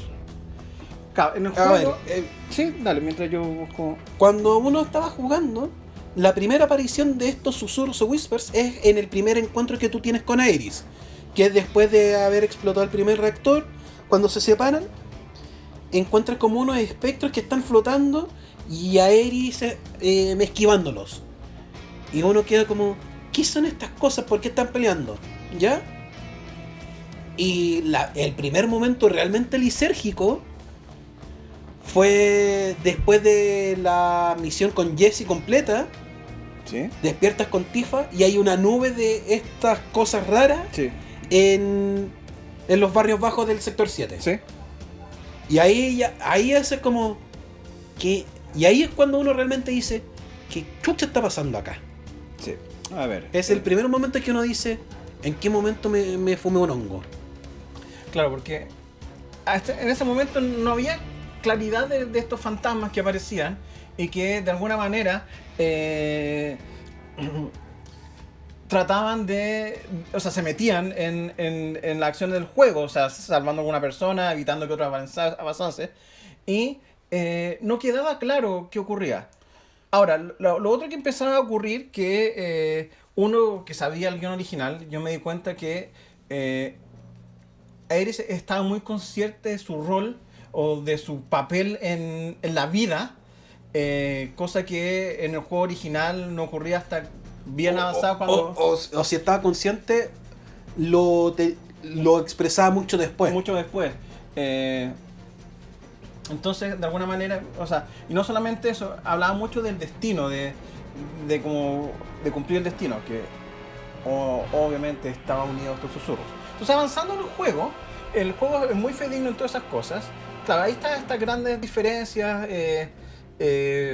primero estos espíritus que dan vueltas, segundo Eris que era como mucho más consciente de su rol, que era algo como un ser medio especial. De hecho, esa escena cuando abraza a Marlene y Marlene como que se da cuenta de algo en Eris y Eris le dice shh, quédate callada, hace entender que su esencia o algo especial era ella. Y hay un tercer elemento, que en ciertos momentos Cloud tiene visiones del futuro. Sí, tiene visiones del futuro, de cosas que no han ocurrido dentro del remake. Dentro del remake no han ocurrido, pero que uno sabe que va para allá porque son cosas que pasaron en el original. Sí.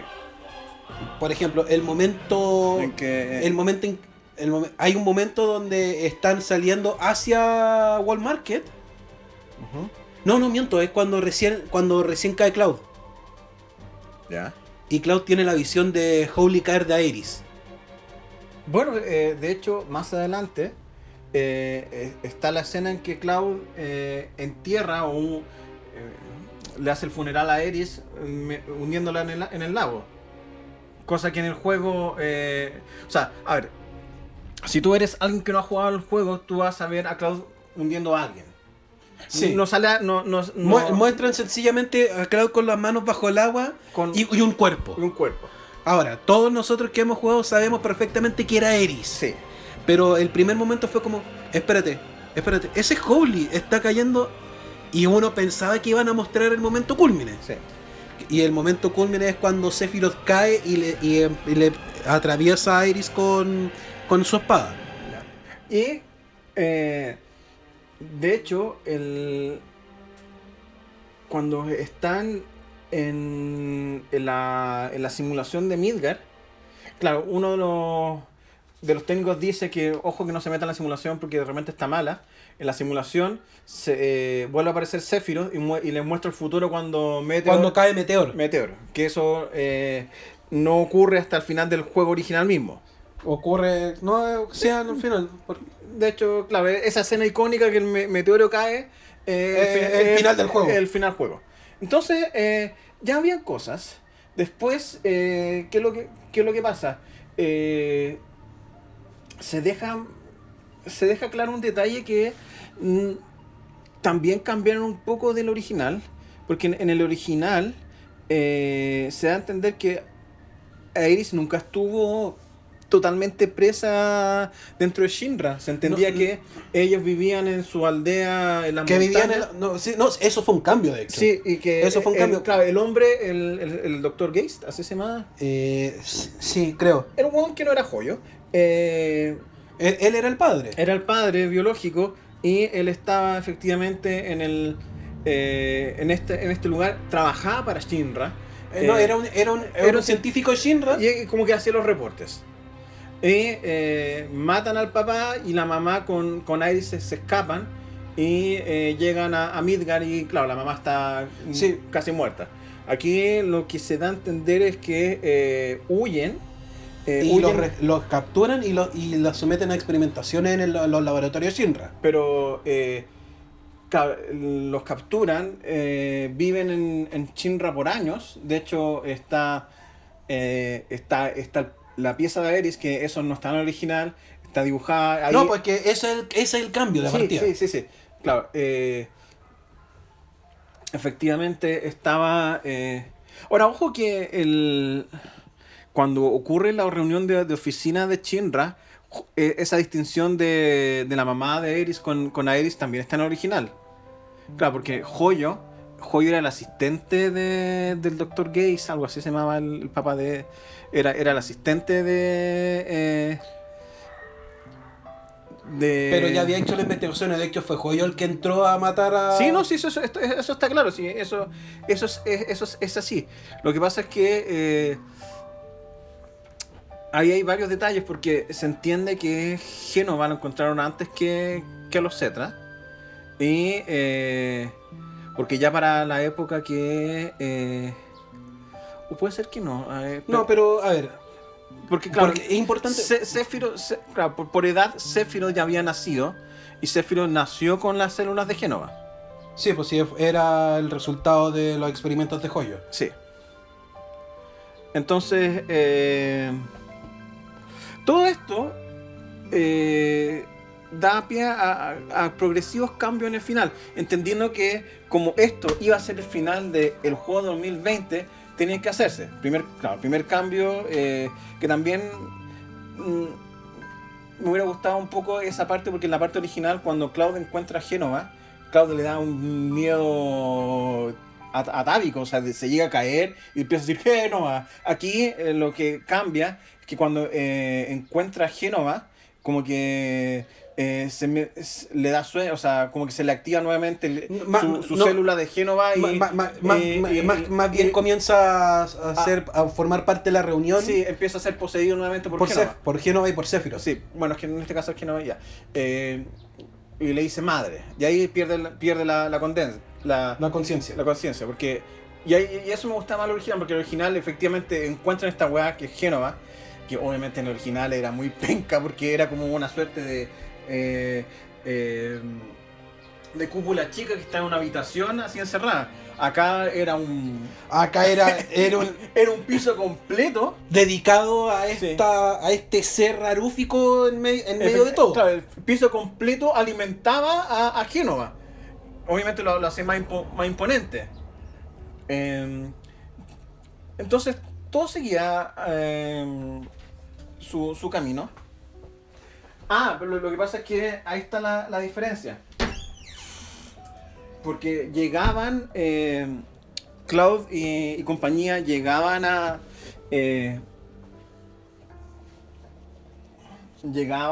presidente Shinra, pero nuevamente lo arrestaban y los metían a la celda. Y ahí Sephiroth Sephiroth los libera o empieza a controlar a Cloud para liberar las cosas. Entonces, a ver, ¿qué es lo que cambia? El original, la secuencia es que los héroes están presos y alguien les abre las puertas. Y cuando abren las puertas ven que hay manchas de sangre y siguen las manchas de sangre hasta que llegan al último piso, que es donde está a la oficina del presidente de Shinra, y lo encuentran muerto con una espada gigante atravesada. Ensartada. Y ahí unen los cabos sueltos y dicen: esto es Sephiroth. O sea, el único que une el cabo suelto es Cloud. Y habla de Sephiroth y como dice, pero Sephiroth no está muerto. Entonces ahí efectivamente Cloud hace explícita la existencia de Sephiroth. Antes era como un mito, yo quiero llegar a ser como Sephiroth o algo así. Pero dice, esto fue Sephiroth. Acá es distinto. ¿Por qué? De partida muestran que las cámaras, porque uno de los consejeros de Shinra dice, me topé con Sephiroth. Y dice, es imposible porque está muerto. Y cuando... no es que me acordé que fue Palmer, que tiene relevancia después, sí, pero da lo mismo. Efectivamente, para esta parte del juego es uno de los consejeros. Palmer es el director de aeronáutico espacial de Shinra, pero que para los fines de este juego vale callampa. Entonces, ¿qué es lo que ocurre? Cloud pierde la conciencia, lo llevan a la pieza antigua de Eris. Y deciden buscar el tema de Génova. Pero es que tienen que... No. Iban a buscar a Joyo. Iban a buscar a Joyo. Sí, a Joyo, principalmente para detenerlo. Y claro, Joyo no estaba y se encuentran con Sephiroth, que iba a buscar a Génova. Sí. Porque estoy resumiendo para... Esto es un resumen gigante. Un resumen gigante. Entonces, ¿qué es lo que ocurre? Deciden seguir a Sephiroth, porque claro, rompen el puente y la weá, Sephiroth se roba a Génova. Y bueno, aquí empiezan a ocurrir ciertas cosas. Supuestamente, en el juego, Cloud y Barret iban a atacar, por así decirlo, matar a Joyo, y aparecen estos fantasmas y los frenan para afuera. Y se llevan arrastrando a Joyo. Sí. Y mientras ocurrían otras cosas, es que eso pasó antes de que finalmente llegaran a ver a Génova. Sí. Entonces, ¿por qué es importante? Porque cuando ocurre esto y despiertan en la habitación de Aeris, Aeris explica los susurros. De hecho, efectivamente, explica los susurros, y no solamente eso, ahí está Nanaki o Red 13. Porque Nanaki lo menciona, dice, estos son los susurros, son los espíritus del planeta. Entonces le preguntan, bueno, ¿cómo lo sabes? No lo sé, lo aprendí cuando toqué a Aerys. Y ocurre también que Cloud empieza a ver los susurros cuando toca a Aerys y empieza también a tener las visiones. Entonces aquí Aerys explica que no son los susurros, que son con una suerte de los guardianes del destino del planeta. Sí, y que básicamente son... Lo que afirma básicamente es que el destino está escrito. Sí. Es de una forma y que los susurros son los agentes de que se encargan de que ese destino ocurra.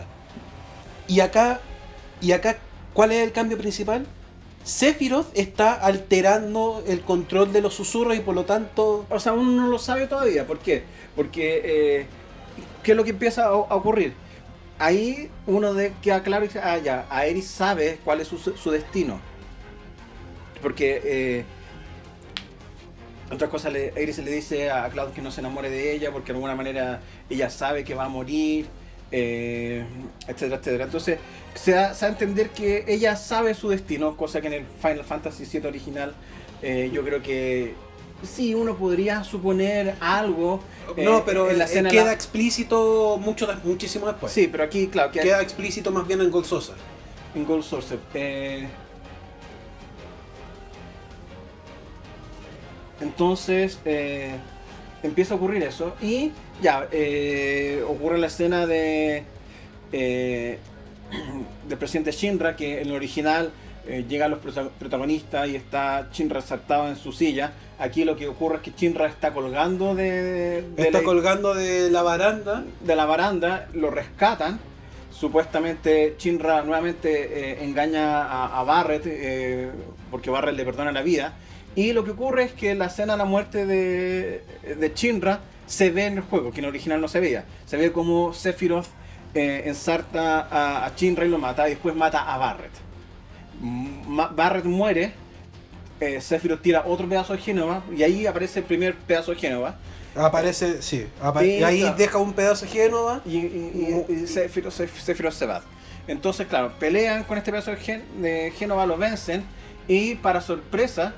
El cadáver de Barret ya no es cadáver.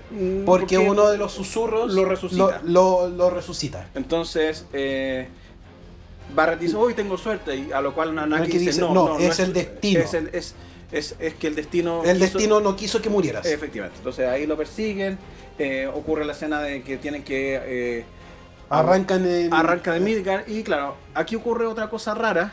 Que, muere Shinra. Llega Rufus a tomar el poder. También igual de random que el original, pero creo que aquí tenían como... da a entender que Rufus igual tenía cierta agenda. No, es que acá se entiende que todo lo que es los Turks, el jefe era Rufus. Sí. Acá lo dejan más explícito. Y claro, como los Turks le reportaban a Rufus, lo más probable es que sabían que era casi un hecho que... Él eventualmente iba a asumir el poder. Sí, y, porque claro, lo más probable es que le informaron que estaban atacando a Shinra. Y claro, y aquí el tema de la avalancha, de hablar de... Y acá, de avalancha, porque claro, avalancha en el original eran unos grupos de pelagatos que eran fundados por Barret. Que trataban de hacer esta cruzada. Aquí es como una organización como tal donde Barret formaba parte de un grupo más extremo, de un grupo extremo dentro de Avalancha. De hecho, ni siquiera menos organizado en ese sentido, porque hay una parte que dicen que no le avisa, que el headquarters no le avisan ciertas cosas. No, a ver, pero es que eso no es un problema de organización, eso es un problema de que lo están apartando. Sí. No es un tema organizacional. Entonces, al final del juego, aprovechando la incursión de Barret, Avalancha hace un ataque masivo a Midgar, al edificio de Shinra. Está en medio de todo ese ataque. Cloud va huyendo, va por el camino central, y acá ya comenzamos a atacar el SD puro y duro. Ya, porque lo que ocurre es que ya están huyendo y un domo gigantesco de espíritus empiezan a rodear la ciudad, y partiendo por el edificio Shinra. ¿Sí? Y termina en la carretera y aparece un portal. Se abre un portal. Sí. Entonces y acá es cuando comienza a hacer el cambio brígido, porque acá Aerys dice que Sephiroth lo que está tratando de hacer es alterar el destino. Quiere apoderarse de los espíritus para controlar el destino a su voluntad. Y esa es la gran pelea. No lo dice explícito, dice que Sephiroth quiere destruir el planeta. O sea, siempre está ese es su fin. Entonces, ella sabe que tienen que seguir, pero saben que si siguen, para hacer eso tienen que romper el destino. Entonces, ella dice que al romper el destino van a ser totalmente libres, pero también va a ocurrir como el terror de no saber qué va a ocurrir. Porque ahí queda más claro que Aerys sabe que ella iba a morir, y que iba a morir para salvar el planeta. Pero se da cuenta que para seguir avanzando tienen que romper las cadenas del destino. Y al romper las cadenas del destino, ella no sabe qué va a ocurrir. Y eso es muy Tetsuya Nomura. Sí, es muy Tetsuya Nomura, pero yo leí que Yoshinori Kitase, que es el director original, quería una weá mucho más lisérgica. Y como que el mismo Tetsuya Nomura dijo, no, esto no, te lo digo yo, no. Esto va a salir muy mal. Entonces, mantuvieron eso y, claro, ¿qué ocurre? Pelean con los tres espíritus, con los tres jueces del destino. Los vencen, aparece Sephiroth, pelean con Sephiroth, Cloud, entre comillas, los vence. Y cuando lo vence por primera vez, entran con una suerte de vórtice. Y Cloud hacen esa secuencia. Recrean la secuencia final. La secuencia final del Final Fantasy VII. En que con Cloud, Omnislash. Que Cloud mata a Sephiroth, pero esta vez Cloud no lo puede matar. Como que lo vence y le muestra, este es el fin del tiempo. Tienes 7 segundos. No, sí. No, es que ya, esos 7 segundos se comprobó que fueron los 7 segundos que se demoró en el final del disco 1, en que cuando aparece Sephiroth pasaron 7 segundos entre que aparece Sephiroth y inserta Aerys. Fue premeditado, ese es el nivel. Ya, pero el punto es que Sephiroth le dice que al final todos van a morir, pero él no quiere morir. Y la única manera de eso es cambiar el destino. Entonces ahí la típica escena de únete a mi lado y toda esa weá, que Cloud le dice que no. Y claro, Sephiroth vence a Cloud y le dice ya, entonces nos veremos más adelante, tienes 7 segundos para salir de acá. Y como huye de esta suerte de burbuja temporal. Entonces termina el juego con la clara expresión de que de aquí en adelante lo que venga ya no es ni siquiera remake, puede ser cualquier cosa. Sí. Porque de hecho hacen un cambio del original. Porque se muestra en una escena de un personaje que en el original no aparecía hasta el... No, puede que incluso ni siquiera sepa que es Zack, que en el original es el que muere y le cede la espada a Cloud. Y la escena original es que Zack muere a la entrada de Midgard y está con Cloud y Cloud llega a Midgard. Sí. Entonces la escena original era que las fuerzas de Shin rodean a Zack y Zack queda débil y muere. Producto de este cambio, cambian el destino, cambian los hechos. Porque antes Vix moría y después aparece en el orfanato del sector 5, donde vive Aerys, pero descansando en una cama. Y de hecho muestran a Zack que había muerto y sobrevive. Y muestran que sobrevive. Entonces esas son las claves que te muestran, que dicen que que se reescribió el destino. Y que lo que viene para adelante solo Dios sabe qué es. Entonces ese cambio te abre demasiadas puertas muy interesantes. Y por eso yo creo que fue muy importante también que por eso lo llamaron remake. Porque tomaron la base y construyeron algo completamente nuevo. Ahora, bajo esa, ¿cuál sería la diferencia entre el remake y el reboot? Porque el reboot es la historia. El reboot sería, por ejemplo, comenzar una historia y volverlo al inicio. Sería, ¿Sí? por ejemplo, StarCraft 1, Star 2, StarCraft 3, que tienen una historia lineal y dicen reboot y comienza de cero. ¿Sí? World of Warcraft es un reboot. Porque comienza con el World of Warcraft, creo que hicieron... no, estoy conteando.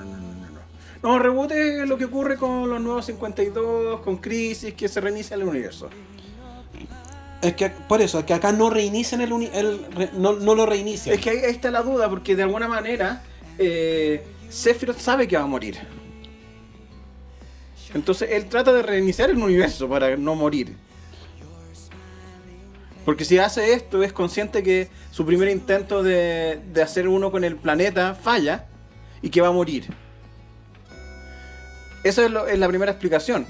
Hay otra teoría que el siguiente Final Fantasy van a ocurrir en un universo paralelo, y la escena final en que Cloud y Aerith se cruzan con Zack ocurre en un universo paralelo y Aerith siente su presencia.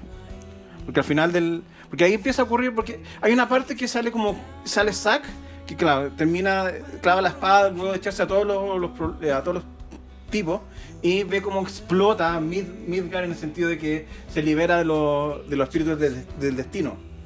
Claro, la pregunta que queda es, ¿eso ocurre ahí mismo? ¿Ocurre antes de que termine de morir? Porque la escena que ocurre al final del juego es que Cloud y Aerith se cruzan con Zack y Cloud. Sí. Entonces, y Tifa, o sea, ya Aerith se da vuelta, lo mira, obviamente él no cacha, y dice, voy a extrañar el cielo azul. Entonces, queda como muchas cosas de qué es lo que va a ocurrir. Y eso es un gran tema. O sea, obviamente japoneses como ellos solos hicieron la gran Hideaki Anno, que con su Rebel of Evangelion del tren adelante también es... No, pero el Rebel of Evangelion de... no, sí puede... Yo vi el 1, que el 1 está muy acotado al original. De hecho, está con casi la misma línea de animación. Cambia al final cuando aparece el otro ángel, el ángel humano. ¿Kaoru? Porque ahí Nerf Steel lo llama. Y supuestamente el 2 es muy parecido. Ya después dicen que el 3 es lisergia pura. No, el 3 es lisergia pura. Entonces, yo me acuerdo de haber visto eso, y también yo me acuerdo que tuve que escuchar una explicación de 15 minutos, vi esa película y aún así no entendí ni pico. Ok, y eso supuestamente que el Rebel de Evangelion buscaba simplificar esta wea, pero... De hecho, claro, creo que las dos primeras películas eran así. Después Hideaki Anno dijo... Pico, voy a seguir mi versión disérgica como quería originalmente. Entonces, ¿cuál es el tema? Habrá que ver qué pasa con lo que sigue. El tema es que, ojalá no se demoren. Se entiende que coronavirus ha dejado muchos estragos, pero igual me preocupa la salida del Final Fantasy XVI, que... yo cuando escuché Final Fantasy VI dije, espérate. ¿No se supone que habían retrasado el Final 16 para la segunda parte del Final 7? ¿Qué pasó acá? No, lo más probable es que, a ver, lo que pasa, me da la sensación, que en el caso del Final Fantasy VII va a seguir siendo un juego de PlayStation 4 en esencia. Fue PlayStation 4 compatible con PlayStation 5. Me da la sensación que el Final Fantasy VI es un juego netamente PlayStation 5. Y obviamente Sony... tuvo que haber tirado latigazos. Sí, porque una cosa es que el Final Fantasy VII sigue siendo el juego más popular de los Final Fantasy, y creo que le fue hiper bien en su remake. Tanto así que los mismos productores dijeron, chucha, no pensamos que le iba a ir tan bien, entonces apuraron. Ellos mismos empezaron a apurar, y lo que se dice es que están en las disyuntivas de hacer los 3 grandes capítulos o hacer Final Fantasy más cortitos para tener más contenido. Ahora, todo eso es un misterio.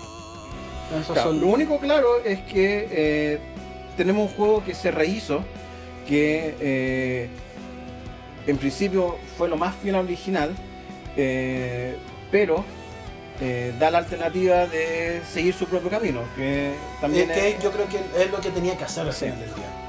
Porque o si no tenía sentido hacer un remake, sino que hacía un remaster y chao. Seguía más la línea de los Resident Evil. Lo que pasa es que, a ver, sí y no, porque la gracia del Resident Evil 2, que es un remake, el remake que hicieron hace poco, lo que me gusta de ese Resident Evil 2 es que es muy apegado al original, pero también más moderno. Entonces, es la combinación perfecta. Ahora, ese es un camino que hicieron. Este es otro camino que efectivamente se apegaba al original, pero decidieron ir por sus tres propios. ¿Cómo va a resultar? Eso va a ser un problema porque recién estamos a un cuarto del juego y no vamos a ver nada hasta quizás 2030. 2 o 3 años más. Esperemos que no nos equivoquemos y el próximo año tengamos noticias. No, porque lo dudo porque el próximo año ya... pues no sé cuándo va a salir el 16.